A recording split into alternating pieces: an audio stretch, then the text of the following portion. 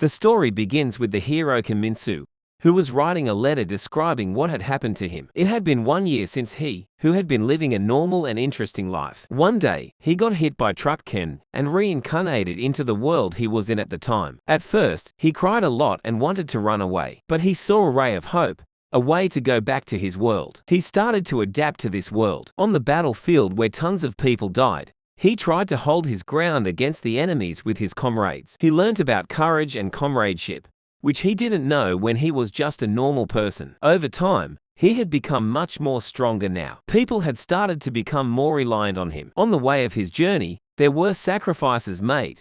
He lost comrades who were dear to him and went through thick and thin with him. He lost a lot, but also gained a lot. And finally, the end of this year's journey was in sight. He was sitting in front of a huge gate while writing this letter to his parents, and he knew he couldn't mail this to them. Behind this door was the Demon King. If he defeats the Demon King, he could return to his daily life. His comrades were also ready for this final moment. The hero opens the gate to face the Demon King. The city bell rang, and the whole city was in joy because the hero had defeated the Demon King. The whole city was cheering for the hero and his party. There was a festival to celebrate this victory. All his friends were happy and celebrating, but the hero was still looking down. The priestess reminds him that he will be able to go back to his world tomorrow. When Kiminsu first came to this world, he never expected the day would come when he would get to come back to his home. The priestess reminded him how he was crying the first time he came to this world. She hugged him and assured him that he had done great till now. Minsu was so relieved that he couldn't stop crying. He was still missing his parents and his friends from his world. The rest teased them for having a relationship and hiding it from them. They wanted him to stay with them and ask him to rethink his decision. But the priestess told them not to force him and just pray that he lives happily with his family forever in his own world. 3 weeks later, in Seoul, Kim Min-soo was standing in the middle of the road, depressed. His eyes were dreadful. He was telling the priestess how wrong she was. He might have saved the world,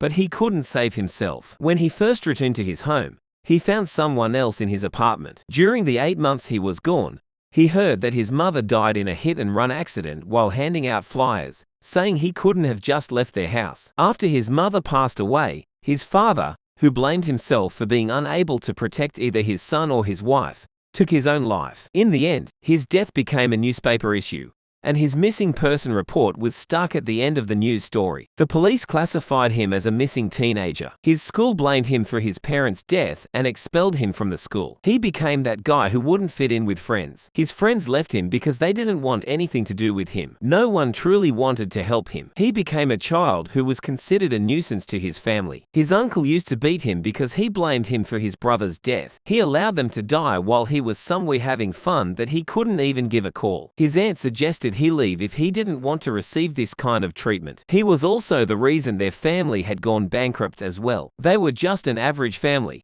so they had no money left. He started sleeping in the parks and on the side of roads. It wasn't just the money that he didn't have.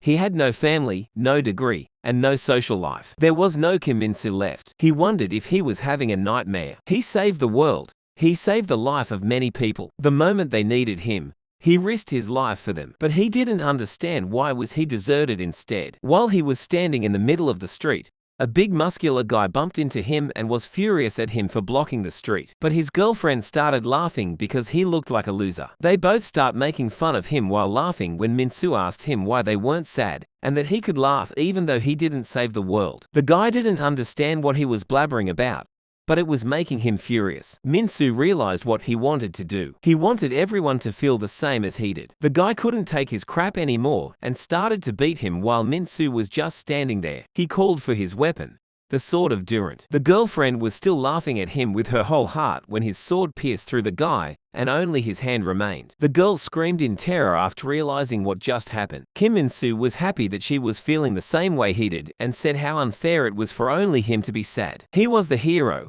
He should be the last person to be sad. His powers start coming back to him, and his white armor as well. He swings his sword of Durant while saying he should be rewarded instead. With just one swing, he slaughtered everyone there and destroyed everything around him. The hero who saved the world and they lived happily ever after was how it was supposed to end. The city of Seoul, the region of Gangsa, was evaporated in a blink.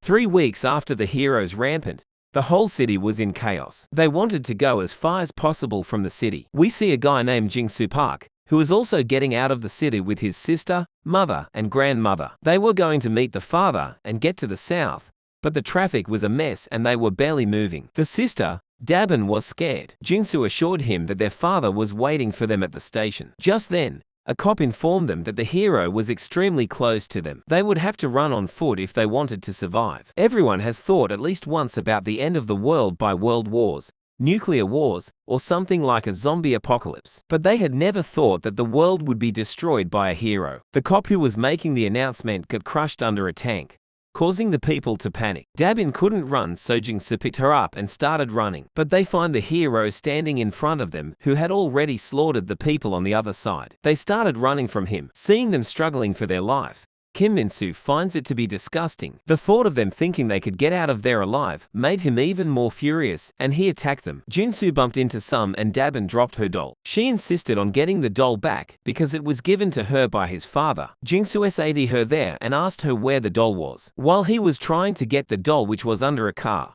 the hero swung his sword once again, which destroyed anything that was in its way. When Jin-soo came outside with the doll, he witnessed the horrifying nightmare that was waiting for him. He searched for his sister and his family, but he only found their remains. The hero comes from behind him and compliments him, saying he's got good eyes. The look of losing everything and everyone. The eyes without hopes and dreams. They look just like his own eyes. Jin-soo asked him if he was the hero, and when he said yes, he attacked him with a stick. But Kim Min-soo grabs him by the throat. Jin-soo threatens to kill him while crying. Kim Min-soo asked him how he was going to do that and ran his sword through him. That day, Jin-soo lost everything to the hero. Dabin, his family, and even his own life. He was wondering if he was going to die without being able to do anything, without taking revenge for his family. When the darkness started surrounding him, he heard someone calling him. When he opened his eyes, he found a girl magician in front of him who was calling him a hero. That day, he became the very thing that he despised the most, a hero. 1 year after the hero's rampant, the government fell apart. Just like Min-soo, people who were missing during the same time periods returned as heroes. The 9 heroes who conquered the lands split the land among themselves except for Min-soo Kim's seal. This was how the world came to be as today. Now we see Jeju Island territory of the golem hero. A giant golem eyeball was keeping an eye on the whole island. There were some human survivors who were under the golem hero's control. A girl says to her friend that she wants to die. Her friend was scared and told her not to jinx them as she was scared of dying. They fled to this island so that they could live in the first place. Just then, a giant hand golem came bursting through the door, ordering them to get to work if they wanted to live. They were being used as slaves. In return, they got to live on the island. They all gather in one place where the golem hero, Sung Woo-jian, addresses them. He could create anything out of clay. He creates loudspeakers for his announcement. He gave them today's mission. Women would be gathering food. Men would be working construction. But he saw no response from the crowd as no one wanted to work to death, obviously. He says to them how they should be grateful that he was letting them live. If they were in other heroes' land, they would have been used as life supplies. But they were still not motivated to work, which made him furious. So he decided to teach them a lesson. The crowd ran for their lives, but it was too late. With just the flick of his fingers, he killed a major portion of the crowd in an instant. In that crowd was the girl, So-min's friend. While everyone was running for their life, So-min closed her friend's eyes and realized how she was the one to survive again. The golem hero threatened to do the same to the rest of them if they didn't get to work. While they were picking up tangerines, So-min wasn't working as hard. An elderly gave her share of tangerines to her and told her to go take a work as she was having a hard time. But she warned her to be aware of the golem's eye. She went to the beach to take a breath. Now that she was alone by herself, she started crying. She blamed herself for her friend's death, saying she was the one who jinxed her. While she was crying, she saw a soldier who asked her for something to eat. After he was done eating, he requested her to bring him more as there were more soldiers on the island who were hungry. At first, she was scared of getting caught by the hero, but then she asked them if they would recover the island after they got their energy back. The soldier told her that this was the reason they came to the island in the first place. While coming back with more food, she revealed the reason she wanted to die was because she was afraid of losing anyone else. But now she was going to rebel against the hero and survive with the others. But when she arrived there, her only hope to recover the island was destroyed into pieces. The golem hero was there, and he had already killed the soldiers who were there to help them. She was devastated. The golem hero grabbed her as well. She was confused about how he knew when she managed to avoid the golem's eye. Then the golem hero revealed his secret. There were thousands of golem's eyes spread around the island. He made them invisible on purpose. She started cussing him, but he blamed her inability and that they should have consoled him when he was suffering. As he was about to crush her, she started begging for anyone to fight her fights since she was too weak to do something. Just then, a ray of light came tearing the skies, destroying his golems. The golem hero wondered who would be strong enough to destroy his golems. It was a hero. Hero Insupark had returned. He saw the atrocities that the golem hero had committed. He asked Somin to explain the situation to him. The golem hero kept asking him how he was, but Jingsu wouldn't react to him. Somin figured out that he was not part of Sword Hero's party. Even the golem hero didn't know who he was. She figured it was her chance and told him that this guy was an underling of the sword hero, and how he took over Jeju Island and massacred people. The golem hero got frustrated with Somin for interfering between them. The spear hero, Jingsu, got the gist of the situation. He asked one final question for confirmation if all she said was true. He was fuming with anger. The golem hero replies it was all true with his smug face. Jingsu didn't need to know anymore and was ready to kill him. This angers the golem hero as well, and he attacks him with his hand golems. Not only that, he starts raining lasers on him from the thousands of eye golems that he had. But the spear hero starts destroying the golems and rushes towards the golem hero. The golem hero didn't expect him to come at him this quickly and wasn't ready to fight back, which resulted in him losing both of his arms to the spear hero. This guy single-handedly dominated the golem hero, who destroyed an entire naval fleet in such a short time as well. Jingsu asked him if the sword hero was the one with the white armor. When he didn't answer,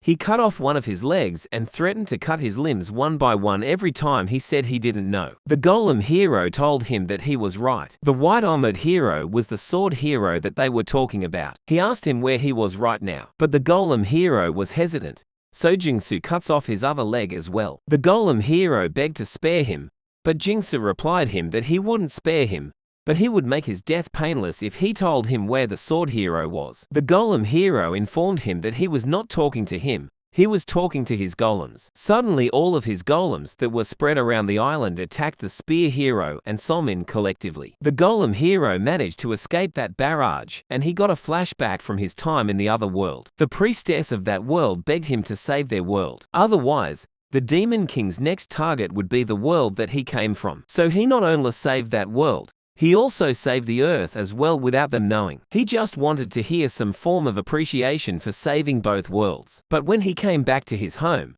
his father rejected having a son like him. He couldn't even get help from the government because he was now over 18, and the law doesn't support or provide housing to teenagers who are over the age of 20. He wasn't welcomed anywhere, let alone hear the words of appreciation. He got fired from his job because he lied about being a minor. They didn't even pay him for the work he had done. They threatened to go to the police instead. So he thought it would be fine if he destroyed this world that rejected him. Now that he had finally conquered the world, he didn't want to die. But his fears came to be true. The spear hero was still not dead.